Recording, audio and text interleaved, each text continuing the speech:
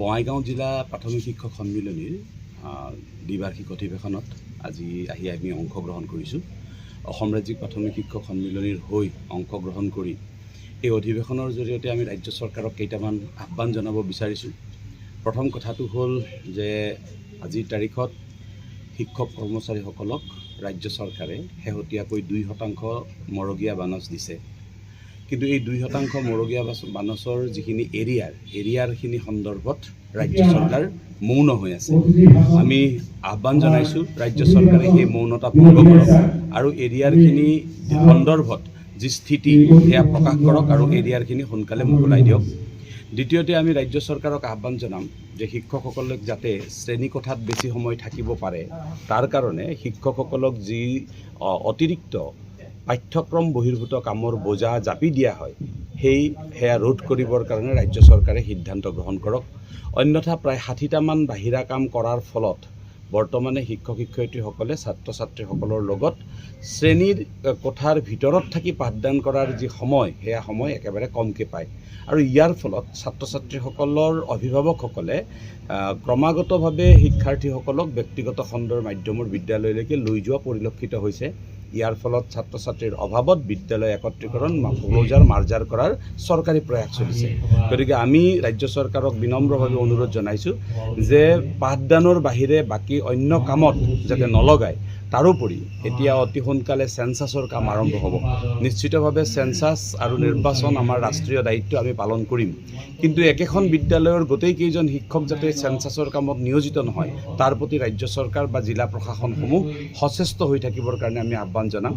তাৰোপৰি আমি ৰাজ্য চৰকাৰক এই কথাখিনি অৱগত কৰিব বিচাৰিছোঁ যে টিউটৰসকলৰ শিক্ষকৰ মৰ্যাদা দিয়া, 8,700 টকা দি কাঢ়ি নিয়া এই বিষয়টো ঘূৰাই দিয়া আৰু ঠিকাভিত্তিক শিক্ষকসকলৰ নিয়মীয়াকৰণকে ধৰি ভিন্ন প্ৰসংগত যদি আগষ্ট মাহৰ ভিতৰত এই আটাইবোৰ সিদ্ধান্ত কাৰ্যকৰী নহয়, তেনেহ'লে অহা ছেপ্টেম্বৰ মাহৰ পৰা ৰাজ্যখনৰ শিক্ষকসকল পুনৰাই ৰাজপথলৈ আহিবলৈ বাধ্য হ'ব।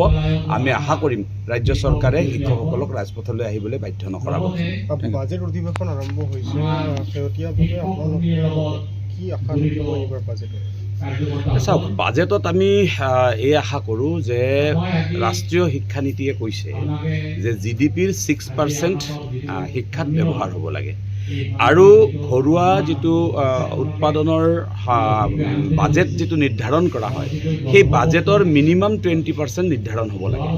অৱশ্যে আমি এই কথাটো নকৈ নোৱাৰোঁ যে অসম চৰকাৰে বিগত সময়ত দেশৰ ভিন্ন প্ৰান্ততকৈ শিক্ষাৰ ক্ষেত্ৰত ব্যয় বৃদ্ধি কৰিছে, এই কথাটো সত্য। কিন্তু যি ধৰণৰ ব্যয় বৃদ্ধি কৰিছে সেই ধৰণৰ ব্যয়ে আজিৰ তাৰিখতো কিন্তু ৰাজহুৱা শিক্ষা ব্যৱস্থাক টনকিয়াল কৰিব পৰা নাই।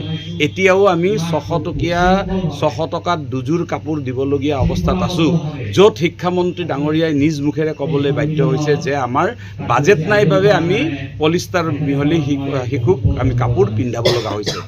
বা অন্যান্য ক্ষেত্ৰতো আমি দেখিছোঁ যে মূল্যায়ন বহীখিনি যিখিনি অভ্যাসন বহী সেইখিনি সময়মতে দিব নোৱাৰে বাজেটৰ অভাৱ। গতিকে যাতে শিক্ষাৰ ক্ষেত্ৰত বাজেটটো বিনিয়োগটো বৃদ্ধি হয় আৰু ৰাজহুৱা শিক্ষা ব্যৱস্থা ৰক্ষা কৰাৰ স্বাৰ্থত শিক্ষাত যাতে বেছি বিনিয়োগ কৰা হয়, তাৰ কাৰণে আমি ৰাজ্য চৰকাৰক আহ্বান জনাইছোঁ। কেন্দ্ৰীয় চৰকাৰৰ ওলাইছে যে 2026 বৰ্ষত প্ৰায় ছাত্ৰ-ছাত্ৰী যি কমিছে, লাখতকৈ অধিক কমিছে। এই ক্ষেত্ৰত খুব অসমীয়া মাধ্যমৰ বেছি উদ্বিগ্নতা কৰিছে যে শিক্ষা ব্যৱস্থা। ইয়াৰ দুটা কাৰণ আছে। 1 নম্বৰ কাৰণ যে চৰকাৰীভাৱে এতিয়া ব্যক্তিগত খণ্ডক প্ৰশ্ৰয়িত কৰা হয়। চৰকাৰীভাৱেই আপোনালোকে নিশ্চয় লক্ষ্য কৰিছে যে 2016 চনত অসমৰ সকলো বিধায়কে একোখনকৈ ব্যক্তিগত খণ্ডৰ বিদ্যালয়ক 10 লাখকৈ টকা অনুদান দিছে। গতিকে ব্যক্তিগত খণ্ডক প্ৰশ্ৰয়িত কৰা হৈছে। দ্বিতীয়তে RTE এক্টৰ জৰিয়তেও এতিয়া ব্যক্তিগত খণ্ডত ৰাজহুৱা বিদ্যালয়ৰ ছাত্ৰ ছাত্ৰী পঢ়ুৱাবলৈ চৰকাৰী ব্যয় কৰাৰ নীতি প্ৰৱৰ্তন হৈছে। তাৰ পিছতো কিন্তু আমি কম যে আমাৰ যিটো শিক্ষা সেতু পৰ্টেল বৰ্তমান চলি আছে, এই পৰ্টেলৰ আধাৰত এই গোটেই বিষয়টোৰ যদি তথ্য প্ৰকাশ কৰা হৈছে, তেনেহ'লে আমি এই কথাটো ক'ম যে শিক্ষা সেতু পৰ্টেল এতিয়াও সম্পূৰ্ণৰূপে সক্ষম হৈ উঠা নাই। এতিয়াও ছাত্ৰ ছাত্ৰীসকলৰ উপস্থিতি দিয়াৰ সন্দৰ্ভত শিক্ষা সেতু পৰ্টেলে 100% শুদ্ধকৈ দিব পৰা অৱস্থালৈকে গৈ পোৱা নাই।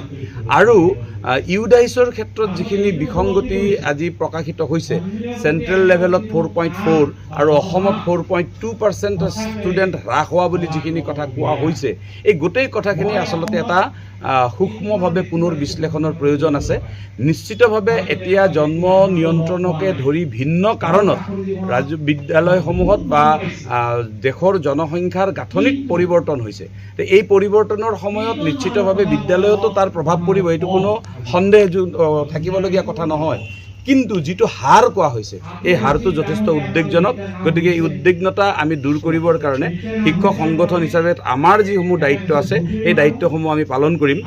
আৰু আটাইতকৈ ডাঙৰ কথাটো হ'ল যে বিদ্যালয় একত্ৰীকৰণ আৰু সংলগ্নকৰণৰ ফলত বহু শিক্ষাৰ্থীয়ে এতিয়া কিন্তু বিদ্যালয় এৰিছে। বহু দূৰলৈকে যাবলগীয়া হোৱাৰ ফলত তেওঁলোকে বিদ্যালয় এৰা আমি দেখিছোঁ, যাৰ কাৰণে বিদ্যালয় বহিৰ্ভূত শিশুৰ সংখ্যা ৰাষ্ট্ৰীয় যিখন শিক্ষা নীতি তাত কোৱা হৈছে 3.2 কৰোৰ, কিন্তু আমি বাস্তৱত হয়তো সেয়া 6 কোটিৰ ওপৰত দেশৰ শিশুসকল আছে যি বিদ্যালয় বহিৰ্ভূত হৈ আছে। গতিকে এই সকলোখিনি বিষয় নতুনকৈ ৰাজ্য চৰকাৰ কেন্দ্ৰ চৰকাৰে পৰ্যালোচনা কৰা উচিত, আৰু তাত আমি শিক্ষক সংগঠন হিচাপে নিশ্চিতভাৱে সহযোগ কৰিম।